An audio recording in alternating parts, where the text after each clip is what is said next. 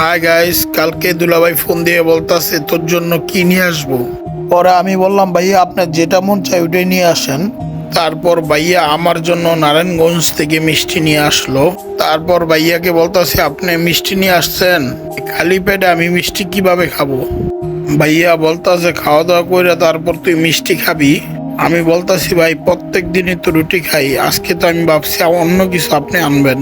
এইটা বলার পর ভাইয়া বলতাছে আমাকে বইলা দিদি কি খাবি আমি নিয়ে আসতাম।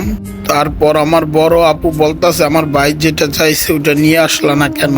তারপর দুলাভাই বলতাছে আমাকে বললে সে না আমি নিয়ে আসবো। এটা বলতে বলতে দেখি আমার সামনে রাতের খাবার হাজির। তারপর দেখি আমার ভাই আমার জন্য কাচ্চি নিয়ে আসছে। তারপর আমার দুলাভাই বলতাছে রাতে ডিনারে আমার শালাবাবু কি খাবে, তাই আমি এই জন্য নিয়ে আসছি।